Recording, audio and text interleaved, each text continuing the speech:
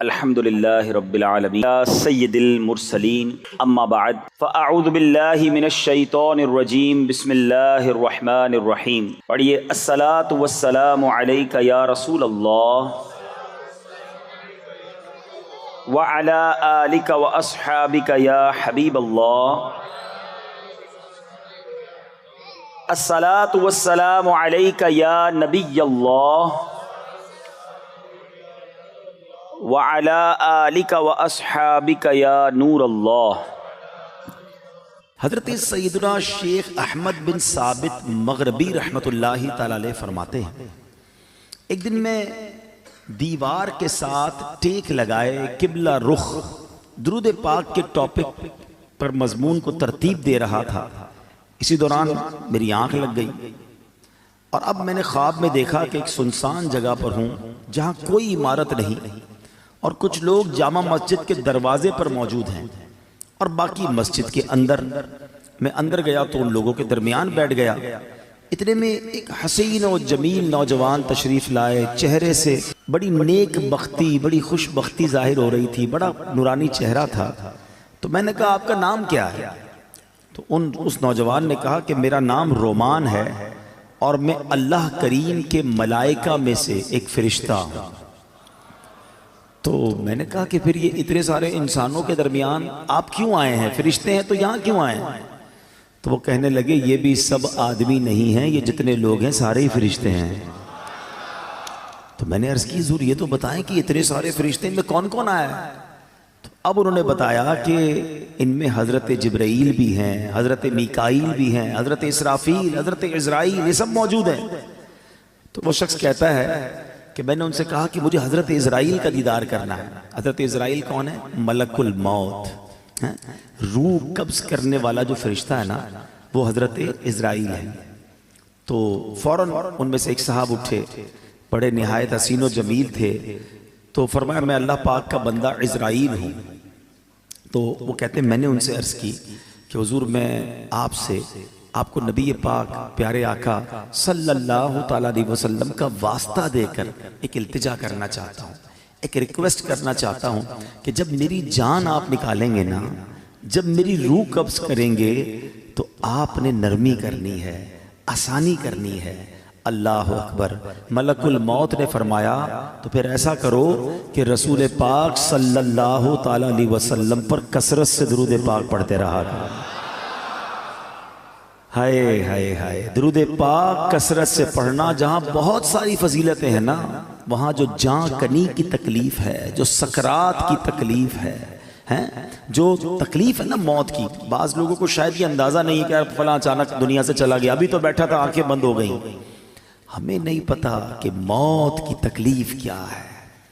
रिवायतों में ये मजबूत मिलता है कि मौत इससे ज़्यादा सख्त है कि बंदे पर उसको कैंचियों से काटा जाए। मौत का जो दर्द है, वो जो सख्ती है, वो इससे ज़्यादा सख्त है कि उसे हांडियों में उबाला जाए। मौत की सख्ती बड़ी ख़तरनाक है। नसीब वाले होते हैं कि जिनकी मौत आसानी से आ जाए, रूह जो है वो आसानी से कब्ज़ कर ली जाए। नज़ा का जो वक्त है ना, सकरात का जो आलम है, हम अल्लाह से दुआ करते हैं महबूब पाक अलैहिस्सलाम के जलवों में आफियत वाली हमें मौत नसीब फरमाए। ऐसी थोड़ी शोरा ने अपने कलाम में इल्तिजाएं की हैं।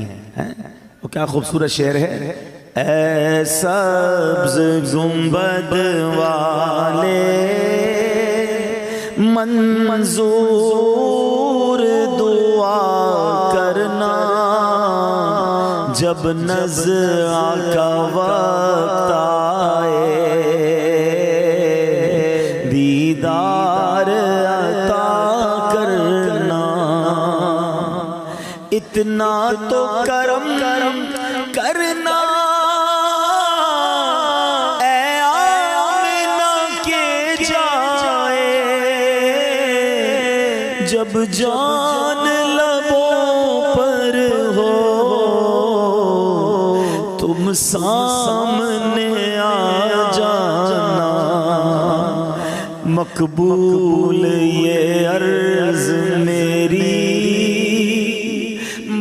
महबूब खुदा करना, जब नज़ आका वक्त आए, दीदार अता करना। हम सब चाहते हैं ना कि हजरत इज़राइल मलकुल मौत आसानी से रूह कब्ज़ करें। वैसे सच्ची बात बताए क्या है कि जब उनकी याद में ज़िंदगी गुजरती है ना, इश्क रसूल में ज़िंदगी गुजरती है, आका की सुन्नतों पर अमल करके नबी पाक की रज़ा वाली ज़िंदगी गुजरती है ना, तो क्या खूबसूरत शायर बात लिखते हैं कि जब तेरी याद में दुनिया से गया है कोई, अल्लाह करे कि आका की याद में बस नबी पाक के तसव्वुर में जाएं, मदीना पाक में आका के जलवों में दुनिया से जाएं, फिर क्या होगा? जब तेरी याद में दुनिया से गया है कोई, जान लेने को दुल्हन बन के कज़ा आई है। हाँ, फिर उसकी जान बड़ी आसानी से निकलती है। वो तो नबी पाक के जलवों में गुम होता है ना। तो अल्लाह करे कि मौत के वक्त आका का जलवा नसीब हो जाए। लेकिन काम क्या करना है उसके लिए? कसरत से दुरूद पाक, चलते फिरते उठते बैठते। नहीं पढ़ते लोग दुरूद, फजूल बातों के लिए घंटों पड़े हैं। दुरूद पाक ज़बान पर बहुत थोड़ा आता है। आज ही चेक कर लो ना, अपने अपने आप को चेक कर ले, आज पूरे दिन में कितनी बार दुरूद पढ़ा है। टाइम निकाला करो, तस्बीह जेब में रखा करो। कहते ना दुरूद पाक और जिक्र इलाही करने के बहाने ढूंढा करो। जहाँ मौका मिला तस्बीह निकाली शुरू हो गए। तस्बीह ना भी हो तो पढ़ सकते हैं, लेकिन तस्बीह याद दिलाती है।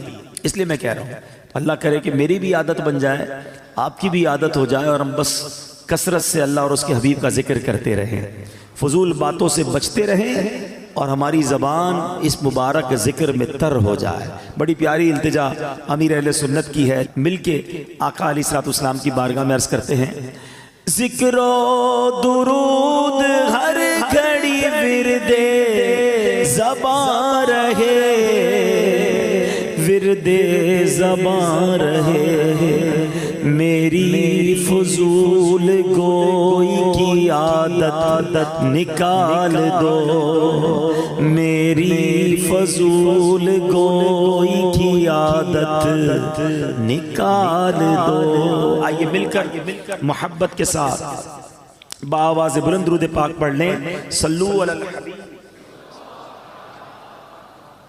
आज जिस मौजू पर मैंने कुछ मदनी फूल पेश करने हैं, यूँ समझिए उसका आगाज़ तो दुरूद पाक की इस फजीलत से ही हो चुका कि जो सकरात का वक्त है, जो मौत की सख्तियाँ हैं, क्या हम उसे याद रखते हैं? ये एक ऐसी हकीकत है कि जिसे हम भूल जाते हैं। ज़िंदगी में ऐसे ज़िंदगी गुजार रहे होते हैं कि जैसे मरना ही नहीं है। तो आज उसी हकीकत पर कुछ मदनी फूल पेश करूँगा। अल्लाह करे कि फ़िक्र आखिरत और आखिरी जो सफ़र है उसकी तैयारी का हमारा जहन बन जाए। हुज्जतुल इस्लाम इमाम मोहम्मद बिन मोहम्मद गज़ाली अलैहि रहमतुल्लाहि वाली लिखते हैं, बनी इसराइल में एक बड़ा मगरूर शख्स था। एक बंद कमरे में था। बड़े लोग होते हैं ना, उनके कमरों में हर किसी को आने की इजाज़त नहीं होती। गार्ड्स, आगे सेक्रेटरी, इजाज़त के बगैर कोई नहीं आ सकता। और उनको इस बात पर बाज़ औक़ात बड़ा गुरूर भी होता है, फ़ख्र होता है कि मेरी टेरिटरी में कोई पैर नहीं रख सकता। अचानक कमरे में एक शख्स दाखिल हुआ। उस मगरूर शख्स ने जोर से चिल्ला कर कहा, कौन हो? कैसे आ गए मेरे कमरे में बगैर इजाज़त? तुम्हें पता नहीं मैं कौन हूं?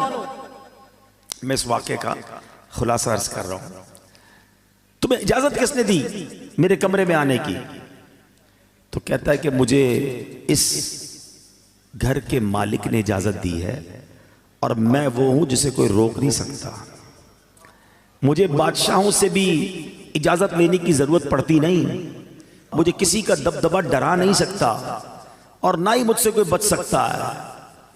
अब जब ये बातें सुनी ना, उस मगरूर शख्स ने, जिसका स्टाइल ही अलग होता था, जो बड़े चिल्ला चिल्ला कर बड़े गुस्से में लोगों से बातें करता था, अब उसका जो गुस्सा है वो नीचे आ गया। अब है कौन ये तो बताएं, कहीं आप मलकुल मौत तो नहीं? अल्लाह अकबर। अब हजरत मलकुल मौत ने कहा, हाँ मैं मलकुल मौत हूं, मुझे कोई दरवाजा नहीं रोक सकता, मुझे कोई गार्ड, मुझे कोई कर्रो फर कहीं भी जाने से नहीं रोक सकता। अब वो कहता है कि हुजूर थोड़ी सी मोहलत मिल सकती है, अगर आप मेरी रूह कब्ज करने आए हैं तो कुछ दिन, कुछ घंटे तो दीजिए ना। मुझे तो पता ही नहीं है, मुझे कुछ तौबा करनी है, कुछ नेकियां करनी है, कुछ नेक आमाल करने हैं। अब मलकुल मौत ने फरमाया कि तुम्हारी सांसें पूरी हो चुकी हैं, अब तुम्हारा वक्त एंड हो चुका है। तो कहा अच्छा फिर ये तो बताएं, अगर मेरी रूह कब्ज करेंगे तो मुझे लेकर कहां जाएंगे?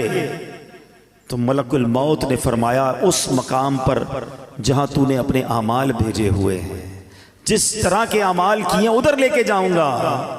क्या हुजूर मैंने तो नेकियां नहीं की, कोई अच्छा घर भी तैयार नहीं किया है। मलकुल मौत ने फरमाया कि फिर तुम्हें भड़कती आग की तरफ लेकर जाएंगे, जो तेरा गोश्त पोश्त नोच लेगी। ये कहकर मलकुल मौत ने उसकी रूह कब्ज कर ली। वो मुर्दा होकर गिर पड़ा, घर में कोहराम मच गया, रोना धोना मच गया। इस वाक़े के जो रावी हैं हजरत यजीद रकाशी रहमतुल्लाह तआला फरमाते हैं, अगर इन सोगवारों को इसके बुरे अंजाम का पता चल जाता तो इससे ज्यादा रोना धोना मचाते। अब मेरे प्यारे इस्लाम में सोचिए, ये हमारे साथ भी तो होना है ना। कभी दफ्तर में बैठे होंगे, कभी घर में लेटे होंगे, पता नहीं कभी कहाँ होंगे, और अचानक मलकुल मौत आ जाएंगे और हमारी रूह कब्ज कर ली जाएगी। कोई चांस नहीं मिलेगा। जिसको मरना हो, क्या वो ऐसे जीता है जैसे हम जी रहे हैं? वो शायर लिखते हैं ना, जब इस बज़्म से उठ गए दोस्त अक्सर और उठते चले जा रहे हैं बराबर। जरा गौर तो कीजिए ना, आपके रिश्तेदारों में से कितने लोग चले गए, आपके पड़ोसियों में से कितने लोग चले गए, अरे आपकी उम्र के दोस्तों में से कितने लोग चले गए। बल्कि मैं तो उन लोगों को भी जानता हूं कि जिनकी उम्र मुझसे कम थी, वो भी दुनिया से चले गए। धड़ाधड़ लोग जा रहे हैं। जब इस मज़हब से उठ गए दोस्त अक्सर और उठते चले जा रहे हैं बराबर। ये हर वक्त पेशे नजर जब है मंजर, यहां पर तेरा दिल बहलता है क्यों कर, जगह जी लगाने की दुनिया नहीं है, ये इबरत की जा है तमाशा नहीं। हम क्यों नहीं सोचते कि हमें मरना है? हम क्यों नहीं सोचते कि हमें दुनिया से जाना है और उधर जाना है, और उधर की हम तैयारी नहीं करते। हजरत अब्दुल्लाह इब्न मसऊद रदियल्लाहु तआला फरमाते हैं, अस्सईदु मन वइदा बिगैरिही, यानी सआदतमंद वो है जो दूसरों से नसीहत हासिल करे। हमें नसीहत हासिल करनी चाहिए ना कि यार फलां का इंतकाल हो गया, मेरी बारी आने वाली है। कभी जनाजा पढ़ते हुए, कभी कब्रिस्तान में मुर्दे को कब्र में उतारते हुए, कभी मस्जिद का ऐलान सुनते हुए कि जनाब फलां का रज़ाए इलाही से इंतकाल हो गया, हम क्यों नहीं सोचते मेरा नाम भी इसी स्पीकर से ऐलान होगा कि इनका भी रज़ाए इलाही से इंतकाल हो गया है। दोस्त अहबाब घर वाले कुछ देर आंसू बहाएंगे, कुछ देर याद करेंगे, मगर फिर कहेंगे जल्दी करो, जनाजे में देर नहीं करनी चाहिए। हैं? फिर हमारे घर से जनाजा उठेगा। वो भी नसीब वाले होते हैं जिनका घर से जनाजा उठता है। बाज़ औक़ात तो ऐसी जगह मौत आती है कि लोगों को कफन भी नहीं मिलता है, कब्र भी नहीं मिलती है। अल्लाह से दुआ करते हैं कि अल्लाह आफियत वाली मौत अता फरमा, कटने वाली, फटने वाली, जलने वाली, डूबने वाली मौत से महफूज फरमा। है आफियत वाली हो, कलमे वाली हो। अल्लाह करीम है ना, मेरे रब से तो मांग सकते हैं ना। हम अल्लाह से मांगते हैं कि मौला हमें ज़िंदगी भी शान वाली अता फरमा, मौत भी शान वाली अता फरमा, ईमान वाली अता फरमा, कलमे वाली अता फरमा, इबरत वाली मौत ना देना मालिक कि मरने के बाद लोग कहें कि देखो बातें तो बड़ी बड़ी करता था, इसकी मौत कैसी हुई है। अल्लाह ऐसी मौत से हम सबको महफूज फरमाए, बुरे खात्मे से बचाए। खुदाया बुरे खात्मे से बचाना, खुदाया बुरे खात्मे से बचाना। पढ़ूं कलेमा जब निकले दम या इलाही, पढ़ूं कलेमा जब निकले दम या इलाही। आजकल तो लोग कब्रिस्तान में जाके हंसी मजाक कर रहे होते हैं, कब्रिस्तान में जाकर मोबाइल फोन पे कारोबार चल रहा होता है, उधर मैयत दफनाई जा रही है, इधर आपस में दोस्त कल की प्लानिंग कर रहे होते हैं। कब्रिस्तान इबरत की जगह है। कब्रिस्तान में हंसने वालों का क्या हाल होता है, आओ मैं आपको एक वाकया सुनाता हूँ। ख्वाजा खाजगान, ख्वाजा गरीब नवाज, ख्वाजा मोइनुद्दीन चिश्ती अजमेरी, ख्वाजा गरीब नवाज ने एक वाकया सुनाया कि एक मरतबा मैं और शेख औहद किरमानी रहमतुल्लाहि तआला अलैह सफर पर थे। हमारी मुलाकात एक बूढ़े मियाँ से हुई। वो बुजुर्ग थे और याद इलाही में इंतहाई मशगूल थे। कहते मैंने ऐसा बंदा याद इलाही में मशगूल पहले नहीं देखा था। मैंने इनसे सलाम किया, हाथ मिलाया तो मालूम हुआ कि इनके हाथ पर तो गोश्त ही नहीं है, इतना कमजोर, इतने दुबले पतले थे। तो ख्वाजा साहब कहते हैं कि मेरे दिल में ख्याल आया कि ये इतने कमजोर क्यों हैं। इससे पहले कि मैं सवाल करता वो रोशन ज़मीर थे, मेरा सवाल जान लिया। कहते हैं कि मैं एक दिन अपने दोस्त के साथ कब्रिस्तान गया, थोड़ी देर हम कब्र के पास बैठ गए, आपस में बातें होने लगी जैसे दोस्तों में बातें होती हैं। कहते इत्तेफाकन ऐसी बात हुई कि मुझसे कह कहा लग गया, जोर से हंस पड़ा। उसी वक्त कब्र से आवाज आई, ए गाफिल, जिसको ऐसा मकाम दरपेश हो उसे हंसी से क्या काम। कहते जो ही मैंने वो आवाज सुनी मैं उठ खड़ा हुआ। जो दोस्त मेरे साथ था मैंने उसे अलविदा कहा, मस्जिद में आ गया, बैठ गया। मुझ पर हैबत तारी हो गई, कब्र से आवाज आई थी ना। कहते मैं कब्रिस्तान में हंसा, मुझ पर ऐसी गफलत आ गई कि मैं कब्र के पास जाकर हंसने लगा। कहते मुझे इतनी शर्मिंदगी महसूस हुई। वो दिन है और आज का दिन है, 40 साल हो गए मैंने शर्म के मारे आसमान की तरफ मुंह नहीं किया है। और मैं इस बात से डर रहा हूं कि क़यामत के रोज अल्लाह की बारगाह में कैसे मुंह दिखाऊंगा, क्या मुंह लेकर जाऊंगा। ऐ मेरे प्यारे इस्लामी भाई, कब्रिस्तान इबरत की जगह है, मजाक मस्ती और दुनियावी बातें करने की जगह नहीं है। आपको पता है कि सैयदना उस्मान गनी रदी अल्लाह तआला अशराए मुबश्शरा में से हैं, ज़ुन्नूरैन हैं और 2 बार नबी पाक से जन्नत खरीदी है। ऐसी अजीम हस्ती हैं। मगर जब आप कब्रिस्तान जाते थे ना, आपकी इतना रोते थे कि आपकी दाढ़ी आंसुओं से तर हो जाती थी। लोग कहते हैं आप इतना क्यों रोते हैं। आपके सामने कभी हशर की बात भी होती है, जहन्नम का जिक्र भी होता है, अब इतना नहीं रोते। कब्र की बात होती है या आप कब्रिस्तान जाते रोना शुरू कर देते हैं। कितनी कमाल की बात की आपने फरमाया कब्र ही पहली मंजिल है। जो पहली मंजिल में कामयाब हो गया ना, वो आगे भी कामयाब हो गया। जो इधर ही पकड़ा गया फिर आगे और मुश्किल है ना। फर्स्ट एंट्री टेस्ट है, समझ लो। हैं कब्र में जाते ही इम्तिहान होगा ना, कब्र में जाते ही सवालात होंगे। अगर सवाल के जवाब दे दिए, अच्छा मजे की बात देखें, या स्टूडेंट भी बैठे होंगे, इम्तिहानात भी होते रहते हैं, स्टूडेंट कोशिश करते हैं किसी तरह पेपर आउट हो जाए, पता चल जाए इम्तिहान में कौन सा पेपर आएगा। अच्छा जब पेपर आउट नहीं होता तो क्या करते हैं, पिछले 5 साल पेपर लेके बैठे होते हैं, यार इनमें से कोई सवाल आएगा, इनकी तैयारी कर लो। कमाल देखो कि ये कैसा पेपर है कि जिसके सवाल पहले से ही आउट हैं, सवाल भी आउट है, जवाब भी बता दिए गए कि 3 सवाल होने हैं। कब्र में जाने के बाद हर बंदे से सवाल होगा, मर रब्बुका, तेरा रब कौन है, मा दीनुका, तेरा दीन क्या है। और फिर एक प्यारा सा चेहरा दिखाया जाएगा और पूछा जाएगा, मा कुंत तकूलु फी हादर रजुल, कि इस मुबारक चेहरे वाली हस्ती के बारे में दुनिया में क्या कहा करता था। और तीनों सवालों का जवाब हमें पता है। मर रब्बुका, रब्बी अल्लाह, अल्लाह हमारा रब है ना। है माँ दीनु का, दीन यल इस्लाम, दीन मेरा इस्लाम है। और हमें पता है किसका चेहरा दिखाया जाएगा, क्या कहेंगे, हुआ रसूलुल्लाह सल्लल्लाहु अलैहि वसल्लम, ये तो मेरे आका जनाबे रसूलुल्लाह सल्लल्लाहु अलैहि वसल्लम है। मगर ये इतना सिंपल नहीं है। हाँ सवाल भी पता है, जवाब भी पता है। अब मैं आपको आओ एक कंपैरिजन समझाता हूं। मेरे बच्चों जो खास तौर पे स्टूडेंट्स हैं, बल्कि जितने भी लोग हैं, सबने दुनिया के इम्तिहान कभी ना कभी दिए होंगे। What is the difference between worldly examination and examination of the grave. दुनिया के इम्तिहान और कब्र के इम्तिहान का मैं फर्क आपको समझाता हूं। दुनिया का इम्तिहान जब भी होगा, डेट पहले से पता होगा, ऐसा ही है ना। 2 महीने बाकी हैं, 3 महीने बाकी हैं, फला तारीख को मैथ्स का पेपर होगा, फिर उर्दू का होगा, फिर साइंस का होगा, जो भी पेपर है, पेपर के टॉपिक्स भी पता है, डेट्स भी पता है। ठीक है, जैसे जैसे इम्तिहान करीब आएगा हम तैयारी बढ़ाते जाते हैं। कल सुबह पेपर है, रात नींद नहीं आती, ऐसा ही है। सेकंड, दुनिया का पेपर जब भी दे दे, आप पेपर देते हैं, रिजल्ट कुछ दिनों बाद या कुछ महीनों बाद आता है, ठीक है। तीसरी बात, पेपर में फेल हो गए, एक चांस मिलता है, क्या कहते हैं उसको, सप्लीमेंट्री पेपर या जिमनी इम्तिहान है, कि चलो यार फेल हो गए, दोबारा दे दो। अच्छा, उसमें भी फेल हो गए, फिर क्या होगा, मैक्सिमम क्या हो जाएगा, 1 साल और पढ़ना पड़ेगा ना।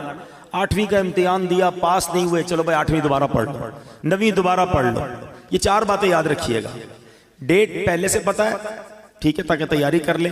सेकंड, इम्तिहान के बाद रिजल्ट काफी दिनों बाद आता है, और एक आधा पेपर, एक आधा सवाल रह गया तो सप्लीमेंट्री का मौका है।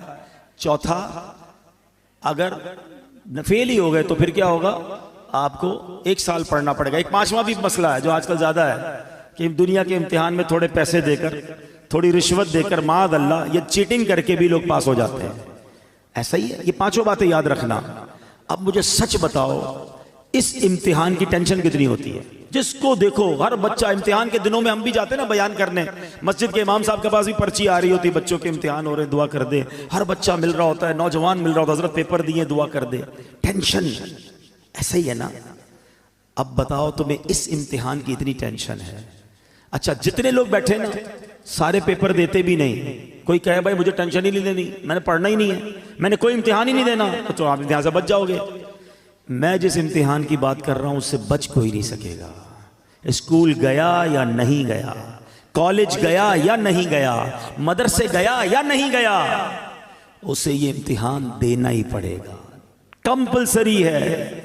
दूसरी बात, डेट तो पता ही नहीं है, हो सकता है 10 साल बाद होना हो, और हो सकता है आज रात ही होना हो। ये भी तो हो सकता है ना कि मैं और आप में से कोई ऐसा भी यहां बैठा हो जिसने घर नहीं जाना उठकर, हो सकता है यही मौत आ जाए और आज रात उसकी कब्र में गुजरे और आज रात ही इम्तिहान देना पड़े। मुझे सच बताओ, जिस इम्तिहान की डेट तुम्हें 4 महीने पहले मिलती है, तुम ट्यूशन लेते हो, तुम जनाब गेस्ट पेपर लेते हो, उसकी तैयारी में लग जाते हो। मैं जिस इम्तिहान की बात कर रहा हूं, उसको तो पता ही नहीं कब हो जाए। तो अक्लमंद कौन है, तैयारी करके रखे हैं, हमेशा प्रिपेयर रहे कि जब इम्तिहानों में जवाब दे दूंगा। अब आओ दूसरी बात, दुनिया के इम्तिहान में पेपर देने के कई दिनों बाद रिजल्ट आता है, कब्र के इम्तिहान में फौरी रिजल्ट आएगा। इधर सही जवाब दिए, इधर जन्नत की खिड़की खोल दी जाएगी। पता है फरिश्ते क्या कहेंगे मरने वाले को, जो सही जवाब देगा ना, नम का नौमतिल उरूस, सो जा के जैसे दुल्हन सोती है। उसे कब्र ऐसे दबाएगी, कब्र हर किसी को दबाएगी, याद रखिएगा। किसी को तो ऐसे दबाएगी जिससे रब नाराज हुआ, पसलियां एक दूसरे में पैवस्त हो जाएंगी, टूट जाएंगी पसलियां। मगर किसी को ऐसे दबाएगी जैसे माँ दबाती है अपने बच्चे को, प्यार से। और जिसने गलत जवाब दिया, जो जवाब ना दे सका, इंतजार नहीं होगा, उसी वक्त कब्र में जहन्नम की खिड़की खुलेगी, आग बरसा दी जाएगी और कब्र उसे तहस नहस कर देगी। तीसरी बात, कोई सप्लीमेंट्री नहीं है। अरे फरिश्तों सुनो सुनो, गलती हो गई, एक जवाब गलत हो गया, रुको रुको, दोबारा जवाब देना है। नहीं, ओनली 1 चांस, ठीक है। अच्छा, उधर कॉन्सिक्वेंसेस क्या थे, उधर नुकसान क्या था कि एक बार फेल भी हो गया तो क्या मसला, 1 साल पढ़ना है ना। इधर फेल हो गए तो अब कयामत तक मार पड़नी है। अब तो रब नाराज हो गया ना, अब तो सांप हैं, बिच्छू हैं। क्यों ना रोए उस्मान गनी रदी अल्लाह तआला अन्हु, खुदा की कसम इससे मुश्किल इम्तिहान कोई और नहीं है। मगर अकल तो देखो हमारी, कि दुनिया के इम्तिहान, दुनिया के इंटरव्यू, दुनिया की ऑडिट रिपोर्ट, दुनिया का टैक्स रिपोर्ट, अरे कोई हमसे रिपोर्ट मांगे घबराहट शुरू हो जाती है। एक रिपोर्ट कब्र में जाकर देनी है, एक टेस्ट देना है, कैसे जवाब दोगे। अब आता हूं एक और बात की तरफ। आप कहें आपने तो जवाब याद करा दिए, अब तो हम दे देंगे।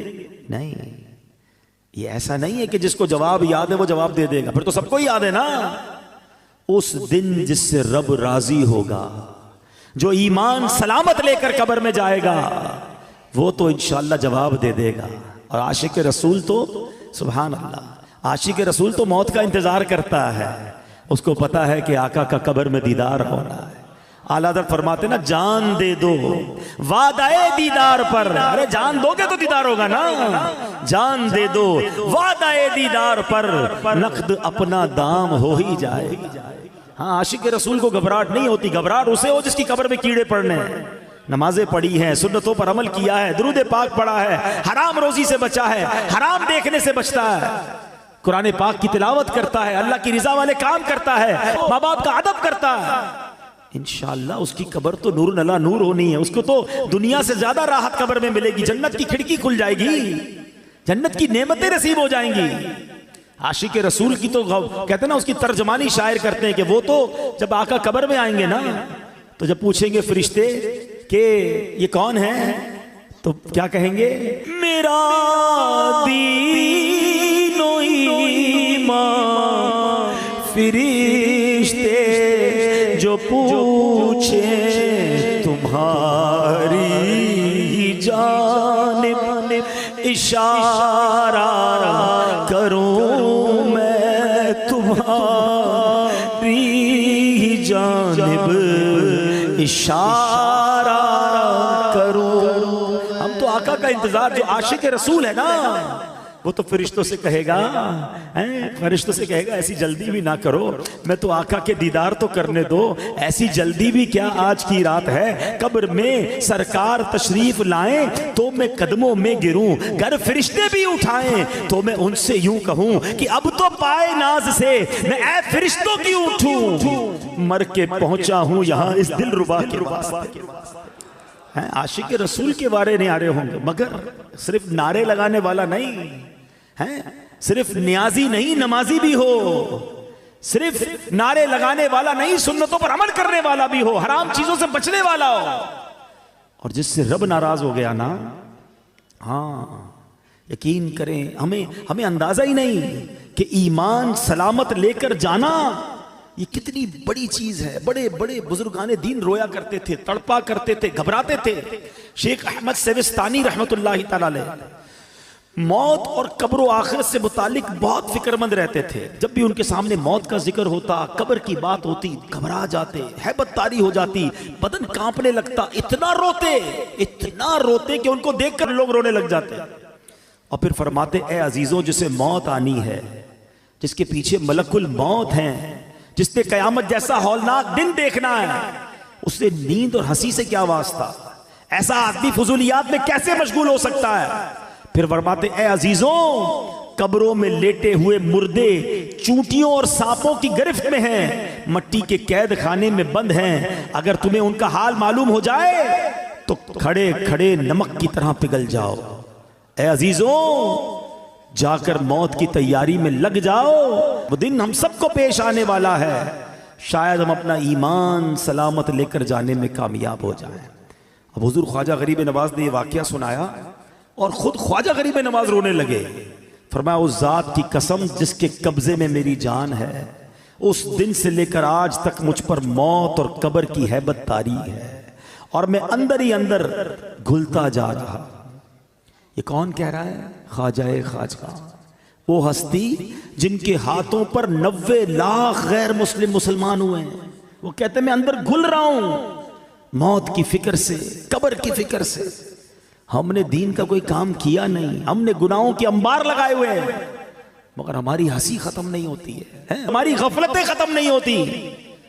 दोस्तों के साथ बैठे तो गीबतों के अंबार, अकेले में घर में बैठे तो हराम देखते हैं, कारोबार पर जाए तो हराम कमाते हैं। झूठ, गीबत, न जाने कौन सा गुनाह है जो हमसे नहीं हो रहा, और कोई फिक्र ही नहीं कि ईमान सलामत होगा कि नहीं, कब्र में होगा क्या मेरा। है मेरे प्यारे इस्लामी भाइयों, इस वक्त महंगाई का दौर है, अचानक महंगाई बढ़ गई है, लोग परेशान हैं, घर कैसे चलाऊंगा, खर्चा कैसे पूरा करूंगा, कितनी टेंशन में, जिधर बैठो एक ही टेंशन है। मैं नहीं कहता टेंशन नहीं है, वाकई टेंशन है सबको। अल्लाह हमारे वतन पर खैर फरमाए, लेकिन जरा गौर करो, कभी ऐसा हुआ कि दोस्तों में बैठकर ये टेंशन हो कि यार मरने के बाद क्या होगा, ईमान सलामत रहेगा कि नहीं, कब्र रोशन होगी कि नहीं, अल्लाह राजी होगा कि नहीं, कयामत के दिन मुझे रब के अर्श का साया मिलेगा कि नहीं, आमाल नामे खुल गए तो मेरी बेइज्जती कैसी होगी, मैं जलील कैसा हो जाऊंगा। यार कोई तरीका तो बताओ, अल्लाह को राजी कैसे करूं, कोई तरीका तो बताओ, मेरी बख्शिश हो जाए। नोबडी टॉक अबाउट इट, कोई बात ही नहीं करता, किसी को लगता है फिक्र ही नहीं है। और जिन बुजुर्गों के हम नाम लेकर जी रहे हैं ना, मैं उनकी बातें कर रहा हूं। ऐ ख्वाजा की छठी मनाने वालों, मैं ख्वाजा की बात कर रहा हूं। आओ गौस पाक के मुरीद बैठो, मैं तुम्हें गौस पाक के बारे में बताता हूं। इतने बड़े बुजुर्ग ऐसे नहीं थे, इनके नाम बड़े बड़े। शेख अब्दुल कादिर जिलानी, आप फरमाते, लोग कह रहे हैं आज ईद का दिन है, ईद का दिन है। अब्दुल कादिर के लिए ईद का दिन वो होगा जब अपना ईमान सलामत लेकर कब्र में जाएगा। शेख अब्दुल कादिर जिलानी वो कह रहे हैं, हाँ वो कह रहे हैं। ये हकीकत को जान गए थे, ये खौफे खुदा वाले थे। खुदारा मेरे प्यारे इस्लामी भाइयों, मैं आपको सही बता रहा हूं, आप अगर महंगाई के टेंशन से, रोजगार के टेंशन से, दुनिया की प्रॉब्लम से निकलना चाहते हैं ना, मैं आपको एक तरीका बताता हूं। आप अपने अल्लाह को राजी कर लें। हाँ, रहमान दुनिया वल आखिरा है वो। लोग कहते हैं कभी कभी, यार आखिरत के साथ साथ दुनिया भी होनी चाहिए। ओ भाई, ये फॉर्मूला ही गलत है। मेरा रब आखिरत का भी मालिक है, दुनिया का भी मालिक है। मैं उसे राजी कर लूं, वो मेरी दुनिया भी अच्छी कर देगा, मेरी आखिरत भी अच्छी कर देगा। एक टारगेट जिंदगी में बना लो, मैंने अल्लाह को नाराज नहीं करना है, मेरे अल्लाह की रिजा वाले काम करने हैं। वल्लाह वो तुम्हारी रोजी में बरकत डालेगा, वो तुम्हारे दिल में सुकून डालेगा, तुम्हारे घर में सुकून और चाशनी डाल देगा, तुम्हारे घर में आफियत आ जाएगी, लाइफ एंजॉय करने लगोगे, क्योंकि रब राजी है ना। एक फार्मूला याद रखो, जिससे रब राजी उससे सब राजी। हम रब को राजी नहीं करते, हम सबको राजी करते हैं। हमें रब को राजी करना है, उसकी नाफरमानी वाले काम नहीं करने। अल्लाह के हबीब अलैहिस्सलातु वस्सलाम सुनो क्या फरमाते हैं। अच्छा, अब मैं थोड़ी सी मिसकंसेप्शंस भी दूर कर दूं। बाज़ औक़ात जब हम इस तरह की बातें करते हैं, मौत के मौजू पर बात करते हैं, तो लोग कहते हैं यार इतनी मरने पे क्या बात करना, मौत पर इतनी बात क्यों करते हैं। आओ मैं आज आपको कुरान और हदीस के जरिए समझाता हूँ। हमारा रब और अल्लाह के हबीब अलैहिस्सलातु वस्सलाम हमें मौत को याद करने का कैसा दर्स दे रहे हैं। ये कोई चाल चली गई है हमारे साथ, ये कोई शैतान ने गेम खेला है हमारे साथ कि हमारे पास सारे टॉपिक्स हैं, हम हर मौजू पर बात करते हैं, हम मौत पर बात नहीं करते हैं। हालांकि इसे याद करने की तरगीबात कुरान और हदीस में मौजूद हैं। अल्लाह के हबीब अलैहिस्सलाम फरमाते हैं, ए तारिक, मरने से पहले मौत की तैयारी कर लो। आका नसीहत फरमाते थे, मौत की तैयारी करनी है ना, तो क्या तैयारी करनी है? कब्र के लिए फर्नीचर बनाना है, एयर कंडीशन लगवाना है, कब्र में पंखा वंखा लगाना है, या रेशमी कोई सिल्क का महंगा वाला कफन सिलवाना है? क्या क्या लेकर जाएंगे कब्र में? कुछ भी नहीं। कभी कफन में जेब देखा है? कब्र में तिजोरी देखी है? जिस माल के लिए हम दौड़े फिर रहे हैं, मारे फिर रहे हैं, रोज गिनते हैं जेब में कितने, घर में कितने, बैंक में कितने, इतना है बेवफा माल। पता है आपको, जिस दिन हमारा इंतकाल होगा ना, जो बैंक के पैसे हैं घर में पड़े वो तो सब चले गए ना, वो तो हमारे रहेंगे नहीं, रिश्तेदारों के हो जाएंगे।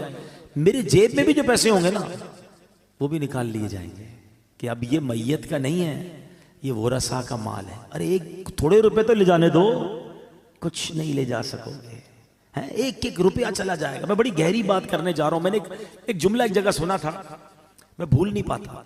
बड़ी कमाल की बात है, बड़ी गहरी बात, अल्लाह करे आप समझ जाओ।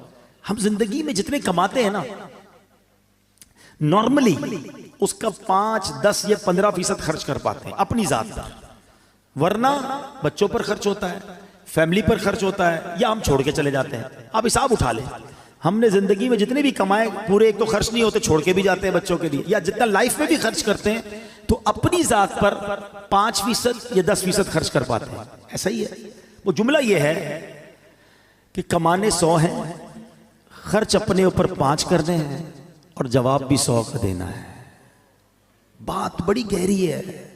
जो हराम कमाता है ना, जो झूठ बोलकर, मिलावट करके, सूद का कारोबार करके, रिश्वत करके, हैं, चोरियां करके, डाके करके, कर लो जमा, शायद 5-10% से ज्यादा खर्च नहीं कर सकोगे, मगर जब अल्लाह की बारगाह में जाओगे ना, तो पूरे 100% का जवाब तुम्हें देना पड़ेगा। बच्चे मजे करेंगे जिनके लिए तुम छोड़ कर आए, बल्कि वो कयामत के दिन अल्लाह को यही कहेंगे, अल्लाह हमें क्या पता हमारे बाप ने हराम जमा किया था, मार हमें पड़ेगी अगर हमने हराम कमाया होगा। इतना बेवफा माल, और इस माल के लिए मैं दौड़ी जा रहा हूं, दौड़ी जा रहा हूं, ये नहीं सोच रहा कि कब्र में तो माल नहीं जाना। तो ऐ मेरे प्यारे इस्लामी भाइयों, आका की इस हदीस से सबक लो कि मौत से पहले मौत की तैयारी करो। और तैयारी क्या है कि या तो ये माल अगर है तो ये माल आगे भेजूं, सदका व खैरात करके आगे जमा करा। एक साहबी रसूल आए, अर्ज करते हैं हुजूर मुझे आखिरत और मौत से मोहब्बत नहीं है, घबराहट होती है, उसका जिक्र करने में मुझे मजा नहीं आता, दिल नहीं लगता आखिरत की बात करने में। शायद हम सारे ऐसे ही हैं, जब भी मौत और कब्र की बात करो घबराहट शुरू हो जाती है। क्या शानदार जवाब दिया नबी पाक ने। हदीस पाक का खुलासा पेश कर रहा हूं। फरमाया बंदे का दिल उधर लगता है जिधर उसका माल हो। तुम अपना माल आगे भेज दो, तुम्हारा दिल भी आखिरत में लगना शुरू हो जाएगा।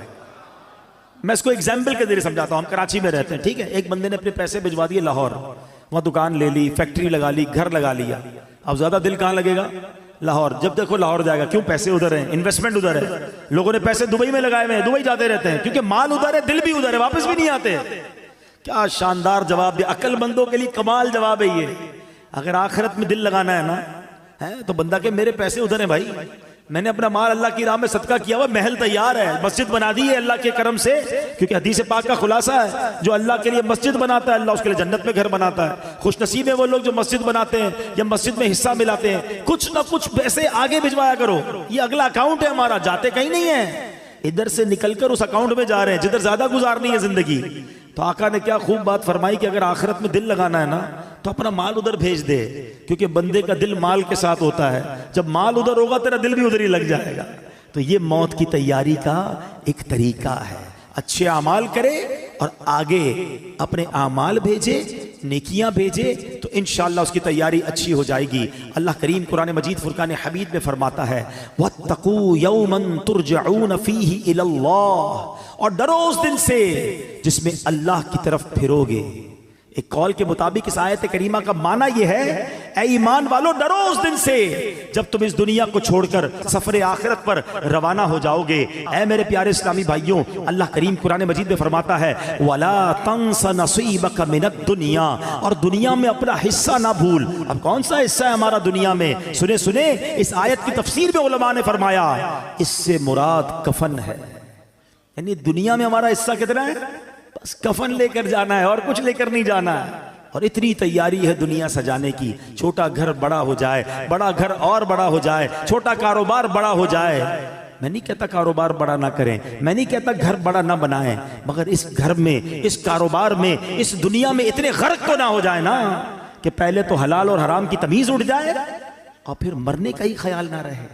खुदारा देखो, एक बात याद रखें, हमारे साथ ऐसा नहीं है कि हमें कोई टाइम अलग अलग दिया गया है कि भाई ये टाइम दुनिया के लिए तैयारी कर लो और ये वाले टाइम आखिरत की तैयारी कर लेना, फिर तो ठीक है। हम कहेंगे यार आखिरी 10 साल मैं आखिरत की तैयारी कर लूंगा। नहीं, इसी टाइमिंग्स में, इसी जिंदगी में हमें दुनिया बेहतर करनी है तो करें, आखिरत भी बेहतर करनी है, कहीं रह ना जाए आखिरत। शैतान क्या कहता है, बस मौलाना अभी भी हो सकता है मेरा बयान चल रहा है ना, तो कोई कह रहा होगा कि बातें तो बड़ी अच्छी कर रहे हैं, बस रमजान से नमाज शुरू कर दूंगा, बस ये अगले साल में ये हराम काम छोड़ दूंगा। हाँ यार, मैं ये गलत काम तो करता हूँ, मेरी एक बुरी आदत तो लगी हुई है, मैं ये बेहयाई का काम तो कर रहा हूँ, बस यार थोड़े 2-4 महीने बाद पक्की तौबा कर लूंगा। यही शैतान का काम है कि वो लंबी उम्मीदें दिलाता है, लंबी उम्मीदें दिलाता है, थोड़े दिनों बाद तौबा फौरन करनी चाहिए। शैतान कैसा मरदूद है और कैसे मरवाता है। मुझे बनी इसराइल का ये पुराना किताबों में वाकया लिखा वो याद आ गया कि 2 भाई थे, ऊपर नीचे रहते थे, first floor ground floor. Ground floor वाला भाई बदकार, शराबी, कबाबी, बेहयाई के काम करने वाला, और ऊपर वाला भाई तहज्जुद गुजार, कुरान पढ़ने वाला, दीन का काम करने वाला। शैतान बड़े भाई के पास गया और उसे कहता है कि यार 40 साल हो गए तेरी जिंदगी को, कोई मजा नहीं किया लाइफ में, कोई इंजॉयमेंट नहीं, सारा दिन जिक्र तस्बीह। मैंने अल्लाह पाक की कुदरत लोहे महफूज पर देख लिया है, तेरी उम्र 80 साल है, एक काम कर 20 साल एंजॉय कर, मजे कर, रंगरलियां मना ले, आखिरी 20 साल फिर तौबा करके इबादत कर लेना। शैतान ने दिल में ये ख्याल डाल दिया। उसने सोचा यार बात तो ठीक है यार, मैं तो कुछ किया ही नहीं जिंदगी में, सिर्फ अल्लाह अल्लाह ही करता रहा, मजा ही नहीं लाइफ में उठाया। नीचे ही तो मेरा भाई है, रोज अयाशियां करता है, रोज शराबे पीता है, रोज बेहयाई करता है, कहीं और जाने की क्या जरूरत है, नीचे चले जाता हूं भाई के पास। अल्लाह की करनी देखो कि जो नीचे वाला भाई था उसके दिल में ख्याल आया कि यार कब तक गुनाह करेगा, हैं इतनी शराबें, इतनी बेहयाइयां, इतनी बदकारियां, मरना नहीं तुझे, तौबा कर। दिल में ख्याल आया, कहता एक मेरा भाई है ऊपर, जब देखो इबादत रियाजत, चलो कहीं और नहीं जाता, अपने नेक भाई के पास जाता हूँ, उसके पास जाके अल्लाह से माफ़ी मांगता हूँ। अल्लाह की करनी देखें, ये गुनाहगार अपने कमरे से निकलता है ऊपर जाने के लिए, और वो नेक अपने कमरे से निकलता है नीचे आने के लिए। जब वो सीढ़ी पे आता है ना ऊपर वाला, उसका पैर फिसलता है, लुढ़कता हुआ नीचे वाले भाई पे गिरता है, दोनों भाई नीचे गिरते हैं, दोनों का इंतकाल हो जाता है। अब पता है फैसला क्या होता है? ऊपर वाला गुनाह के लिए चल पड़ा था, नाफरमानी के लिए चल पड़ा था, फरमाया उसकी नेकियां बर्बाद कर दी जाती हैं। और ये गुनाहगार तौबा के लिए चल पड़ा था, हैं, अल्लाह से दोस्ती करने चल पड़ा था, शर्मिंदगी थी दिल में, फरमाया ये चलना जो है इसका अल्लाह की बारगाह में ऐसा कबूल हुआ, इसके सारे गुनाह मुआफ कर दिए जाते हैं। हाय हाय हाय, ये है मेरे रब की रहमत। हम कितने ही गुनाहगार क्यों ना हो, चल तो पड़ो यार, तौबा के रास्ते पे चल पड़ो ना, उसे राजी करने के रास्ते पे चल पड़ो यार।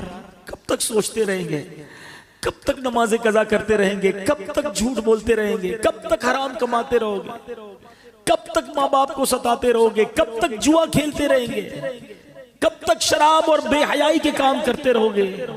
है मेरे इस्लामी भाइयों, बड़ा करीब है, यकीन करो बड़ा करीब है। हम वाकई गुनाहगार हैं। कभी कभी जब अपने गुनाहों पर नजर जाती है ना तो बड़ा शर्म आती है, बनेगा क्या, इतनी इतनी बेहयाइयां और ऐसी बेगैरती है कि दुनिया देखे तो गुनाह नहीं करते हैं, मगर रब देख रहा होता है, अकेले में हम गुनाह कर जाते हैं।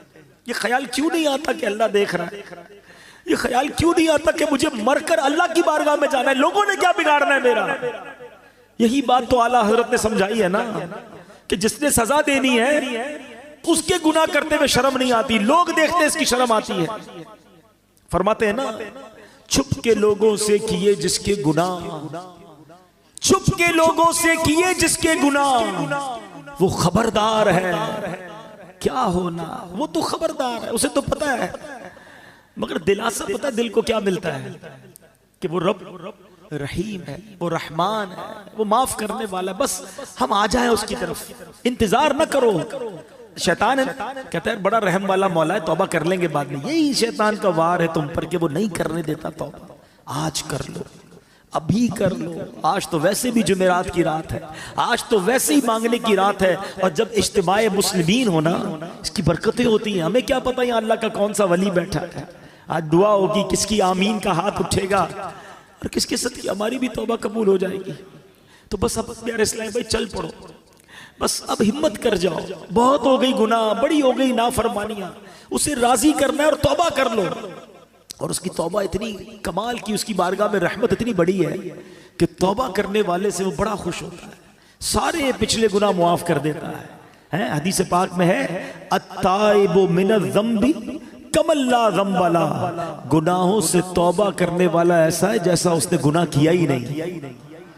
तो फिर क्यों ना तौबा करें, फिर क्यों ना अल्लाह की तरफ रुजू ले आए। अब मैं यहाँ आखिर में, अपने बयान के आखिर में यहाँ ये भी बताता चलूं कि जो ये वसवसा आता है ना कि यार मौत को याद करना क्यों जरूरी है, आओ मैं आपको प्यारे आका अलैहिस्सलाम की हदीस भी सुनाता हूँ और उसके बाद फिर मैं मौत को याद करने के कुछ फजाइल बताता हूँ। अल्लाह के हबीब अलैहिस्सलाम जब लोगों को मौत से गाफिल देखते तो दरवाजे पर तशरीफ लाते, दरवाजे को 3 मरतबा हिलाते और फरमाते, ऐ लोगो, ऐ मुसलमानों, तुम्हारे पास यकीनी मौत आएगी और वो अपने साथ वो कुछ लाएगी जो उससे लाना हो। खबरदार, हर कोशिश करने वाले के लिए एक इंतहा है और हर कोशिश करने वाले की इंतहा मौत है। बस कोई पहले जाता है, कोई बाद में। हजरत इब्ने साबित रहमतुल्लाहि तआला अलैह फरमाते हैं, एक मर्तबा बारगाह रिसालत में सल्लल्लाहु तआला अलैहि वसल्लम में एक बंदे का जिक्र हुआ, सहाबा ने उसकी बड़ी तारीफ की। इस पर प्यारे आका रसूल हाशमी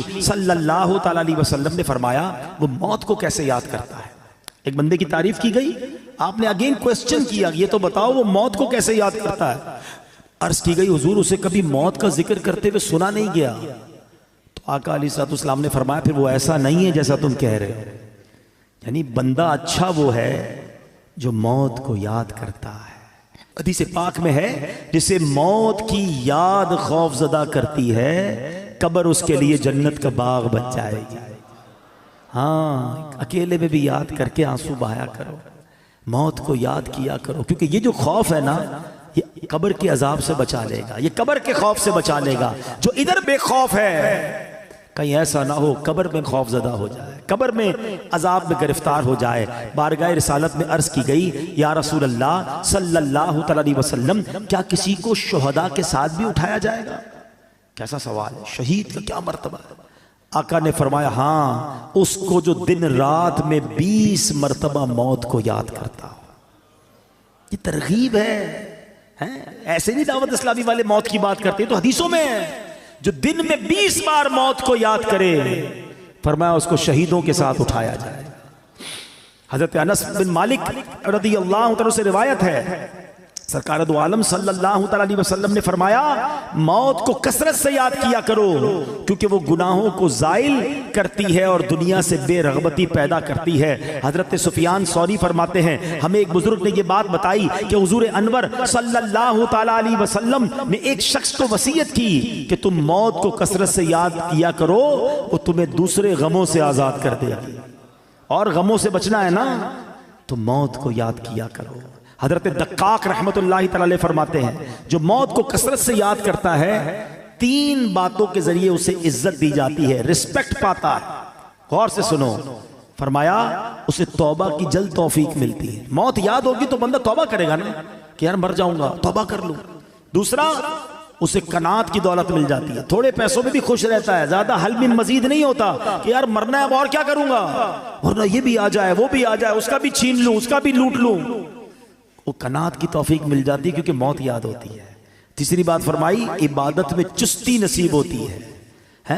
फर्ज पढ़कर भागने का जी चाह रहा है, यार आज सुन्नतें नहीं पढ़ता, यार मौत आने वाली है, सुन्नतें पढ़ लेगा। चलो यार अब तो चलूं, यार मरना है, नफल और पढ़ लूं, मगरिब है तो अव्वाबीन पढ़ लूं। तो ये जो मौत याद होगी ना, तो इबादत में चुस्ती नसीब होगी। तस्बीह निकालेगा तो रखने को जी नहीं चाहेगा, एक और पढ़ लेता हूँ यार, अभी कभी भी मर सकता हूँ, ये कब्र में काम आएगा, कब्र में नूर बन जाएगा।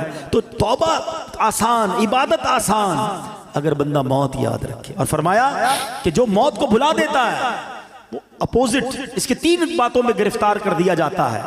तौबा में ताखीर करता है, यार बाद में कर लूंगा, अभी तो जवानी है, अभी तो शादी भी नहीं हुई है, अभी क्या तौबा करूं, मजे कर लूं, फिर अल्लाह अल्लाह करूंगा। क्या जवान मरते नहीं हैं? शादी से पहले मरते हुए नहीं देखा अपने लोगों को? कभी भी जा सकते हैं। फिर फरमाया, बकदरे जरूरत रिस्क पर राजी ना होना, और पैसे चाहिए, और पैसे चाहिए, क्योंकि मौत तो भूल चुका है, हराम कमाता है, रिश्वत लेता है, सूद लेता है, मौत तो याद ही नहीं है। और तीसरा फरमाया, इबादत में भी सुस्ती हो जाती है, बाद में पढ़ लूंगा, अगले जुम्मे से नमाज पढ़ूंगा, रमजान से नमाज पढ़ूंगा, इससे पहले ही मर गए तो सोचिए, मौत को याद करना बहुत सारे फायदे लाता है।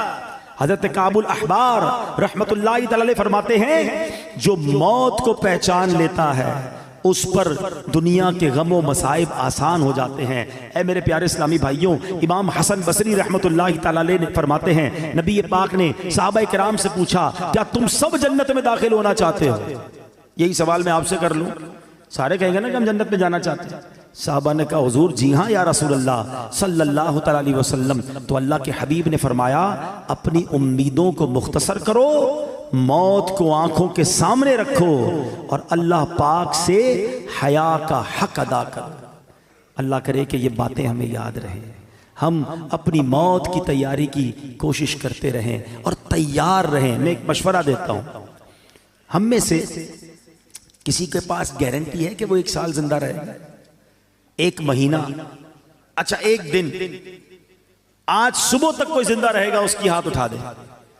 आगाह अपनी मौत से कोई बशर नहीं, सामान 100 बरस का है, पल की खबर नहीं। इसका मतलब हमें पता ही नहीं कब मर जाए, आज भी मर सकते हैं ना। तैयारी कब करोगे? तैयार रहना पड़ेगा। यानी मैं रोजाना ऐसे जीऊं कि आज मर जाऊं फिर भी अल्लाह राजी होगा, कब्र जन्नत का बाग बने, ऐसी लाइफ गुजारनी है। तो ऐसी लाइफ गुजारने के लिए हमें अपने शेड्यूल को, अपने लाइफ स्टाइल को बदलना पड़ेगा ना। अब ऐसे भी कराची के हालात हमारे सामने हैं, हमारे सामने आए दिन कोई हादसा होता है, खबर आती है, वीडियो आती है कि नौजवान दुनिया से चला गया। अल्लाह हमारी हिफाजत फरमाए, हमारी जान, माल, इज्जत, आबरू, आल और औलाद सबकी हिफाजत फरमाए। लेकिन डाकुओं से बच गए, चोरों से बच गए, मरना फिर भी है। हाँ, मौत से नहीं बच सकते, तैयारी कर लो ना। तो आओ मिलकर आखिरत की तैयारी करते हैं। यकीन करें, दावत इस्लामी से बहुत सारी वजूहात की वजह से प्यार है, मगर एक प्यार की वजह यह भी है कि यार ये कमाल का माहौल है, हमें पकड़ पकड़ कर आखिरत की याद दिलाता है। हम गाफिल हो जाते हैं, कभी राइट हो जाते हैं, कभी लेफ्ट हो जाते हैं, ये फिर हमें ट्रैक पे लाता है कि किधर जा रहे हो। जन्नत का रास्ता तो ये है, अल्लाह की रज़ा का रास्ता ये है, ईमान सलामत लेकर कब्र में जाने वाला रास्ता ये। पकड़ लो इस माहौल को, छोड़ा ना करो। ये इस्लाम पे नजर आते हैं कुछ लोग आगे पीछे हो जाते हैं, या ये फिर आएंगे, फिर दर्स देंगे, फिर मस्जिद में ले जाएंगे। किधर ले जा रहे हैं तुम्हें? तुम्हारे रब के पास ले जा रहे हैं। अगर ये कहते हैं मदनी काफिलों में चलो, तो क्या काफिले में जाकर आप हमारे अमीर काफिलों को 5-5 हजार का लिफाफा देते हो? उसका क्या फायदा है? वो इसलिए बुलाता है कि 3 दिन आओ, अल्लाह के घर में रह के रब को राजी कर लो, कब्र की तैयारी कर लो, कब्र रोशन कर लो, इनका शुक्रिया अदा किया करो, इनसे भागा ना करो। ये तुमसे मोहब्बत करते हैं, ये तुम्हें बुलाते इसलिए हैं कि आओ हम मिलकर अपनी आखिरत रोशन कर लें। दुनिया तो गुजर ही जानी है, 50, 60, 70 साल खत्म होने वाली। यार हम में से कईयों के बाल सफेद हो गए, कितना जिएंगे यार? अब तो मरने वाले हैं, पता नहीं कब दुनिया से चले जाएंगे। उधर की तैयारी कर लो, उधर मार ना पड़े, उधर कुछ भी नहीं कर सकेंगे अगर सांप और बिच्छू कब्र में आ गए। अरे आज तो एक कीड़ा इधर आ जाए हमारी चीख निकल जाती है, अभी लाइटें बंद हो जाए तो हम घबराना शुरू कर देंगे। कब्र में क्या होगा अगर अल्लाह नाराज हो गया? इन दावत इस्लामी वालों का साथ दो, आया करो इज्तिमा में, जाया करो मदनी काफिले में, दर्स हो तो बैठ जाया करो, नमाज पढ़ो तो नफल भी पढ़ लिया करो, थोड़ा कुरान भी पढ़ लिया करो। दूर ना जाओ मस्जिदों से। अल्लाह बड़ा करीम है, वो रहीम है, गुनाहगार है, वो बख्श देगा। लेकिन बस दोस्ती रखो, अल्लाह के दोस्तों से दोस्ती रखो। आओ मैं भी नियत करूं, आप भी नियत करें कि मरते दम तक दावत इस्लामी के माहौल से वाबस्ता रहेंगे, पाबंदी से हफ्तावार इज्तिमा में शिरकत करेंगे इंशाअल्लाह। जब जब मौका मिले, जब जब मौका मिले इंशाअल्लाह मदनी काफिलों में सफर करेंगे इंशाअल्लाह। अब बस आज पक्की तौबा, बस अब गुनाह नहीं करने, हिम्मत करो। हाँ मुझे सब पता है, मुझे किसी को बताने की जरूरत नहीं, और आपको भी किसी को बताने की जरूरत नहीं। आपको सब पता है कौन झूठ बोल रहा है, कौन हराम देख रहा है, कौन हराम कमा रहा है, कौन माँ बाप को सता रहा है, कौन माअल्लाह अपने दोस्तों के साथ बैठकर नशा कर रहा है, सबको पता है। हमें ना भी पता हो ना तो अल्लाह को तो पता है ना। किसी को ना भी बताओ, रब तो देख रहा है ना। बस आज उसी रब से दिल ही दिल में कह दो ना, अल्लाह माफ कर, अल्लाह माफ कर, अब नहीं करूंगा, अल्लाह तुझे नाराज नहीं करूंगा। हो गए गुनाह, कर ली खताएं, कमजोर हूं ना, ले गया शैतान गुनाह के अड्डे पर। अब माफी दे दे, तुझसे माफी मांगते मौला, हमें माफ कर दे, हमें इस्तिकामत भी तू दे दे, हमें अपने पसंदीदा बंदों में शामिल कर ले, हमें शैतान के मुकाबले में ताकत दे दे। हम हिम्मत तो कर रहे हैं, अल्लाह ताकत तूने देनी है, मदद तूने करनी है। बस आज ये अपने दिल में नियत कर लो, अपने रब से खुद ही वादे कर लो। वो बड़ा करीम है, वो बड़ा रहीम है, वो निगाह भी फरमाएगा, वो मदद भी फरमाएगा, और वो हमें अच्छा भी कर देगा। रब करीम से दुआ करता हूं कि अल्लाह नेकों के सदके हमें नेक बना दे, अच्छों के सदके हमें अच्छा बना दे, हमारी गुनाहों वाली आदतें रब अपने करम से दूर कर दे। आमीन बिजाहिद नबील अमीन सल्लल्लाहु तआला अलैहि वसल्लम।